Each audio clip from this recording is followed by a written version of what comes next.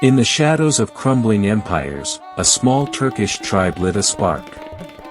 That spark would become a flame. A flame that would burn for over 6 centuries, stretching across 3 continents from the deserts of Arabia to the gates of Vienna. This is not just a story of conquests. It is a story of ambition, glory, culture, power, collapse and legacy. This is the rise and fall of the Ottoman Empire. The story begins in the late 13th century, in Anatolia, modern-day Turkey. The once mighty Seljuk Empire had collapsed. Mongol invasions had shattered the Islamic world. Chaos reigned. Amid this turmoil, a small tribal leader named Osman I emerged. He wasn't a king. He had no grand army. Just a dream. Osman's followers called themselves Ottomans after their leader, Osman. Through strategic marriages, military raids, and alliances with local Turkic tribes, Osman expanded his territory against the weakened Byzantine frontier. His son, Orhan, would take things further, capturing Bursa, the first true Ottoman capital. A state had been born rooted in Islamic traditions but open to the diverse world it was about to conquer. The Ottomans slowly swallowed Byzantine lands in Anatolia and entered the Balkans. But it was in 1453 under Sultan Mehmed II, that the Ottomans truly rose. Mehmed, just 21 years old, laid siege to Constantinople, the greatest Christian city of the East. After a 53-day siege, his cannons breached the mighty Theodosian walls. Constantinople fell. The city was renamed Istanbul, and Mehmed earned the title the Conqueror.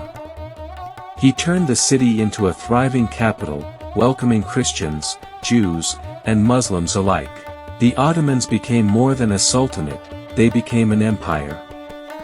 From here, they would expand into Eastern Europe, North Africa, and the Middle East. The Mediterranean would soon become an Ottoman lake. The 16th century was the golden age of the empire under Suleiman the Magnificent. Known in the West as the Magnificent, and in the East as Suleiman the Lawgiver, he ruled for 46 years. Under Suleiman, the Ottomans became a global superpower. His armies reached the gates of Vienna. His navy dominated the seas. But it wasn't just war and conquest. Law, architecture, poetry, and philosophy flourished. The Suleimani Mosque, designed by Mimar Sinan, still towers over Istanbul today. Science, medicine, and literature thrived in courtly salons and madrasas. The empire was rich, organized, and feared. At its height, it ruled over 25 million people, with a complex administrative system, diverse cultures, and immense wealth. What held this empire together for so long? The Ottomans developed a sophisticated bureaucracy. At the heart of the empire stood the Sultan, a ruler who held both spiritual and temporal power.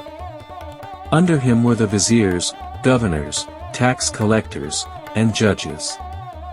The legal system combined Sharia law with imperial edicts.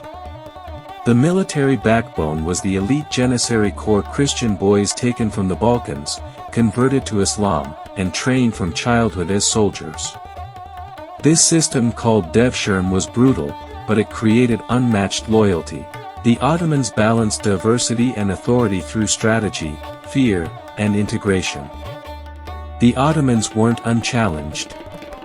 In the east, they faced fierce rivalry with the Safavid Empire of Persia, Sunni versus Shia, Turk versus Persian. In Europe, they fought against the Habsburgs, the Venetians, and the Polish-Lithuanian Commonwealth.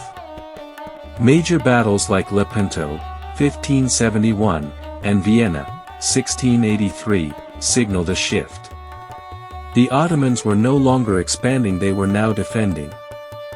Their fleet, once unmatched, was overtaken by European naval powers. Their once invincible army now lagged behind Western military innovation. But the real threat was not just external. Internally, the empire was crumbling. Corruption infected the palace. Succession became bloody. The once elite Janissaries grew lazy and political. Provinces rebelled. Trade routes shifted. Europe's Industrial Revolution left the Ottomans behind. By the 19th century, the empire was called the sick man of Europe. Piece by piece, territories were lost: Greece, Egypt, the Balkans. The final blow came during World War I. The Ottomans sided with Germany and lost. In 1922, the Sultanate was abolished. The last Sultan, Mehmed VI, left Istanbul on a British warship. The following year, under Mustafa Kemal Ataturk, the Republic of Turkey was born. 600 years of imperial rule was over. The Ottoman Empire shaped the modern world from borders and religions to languages and cuisine. Its history is not just about battles or palaces, but about people, millions of lives, identities, and legacies. Understanding this empire means understanding the world we live in today.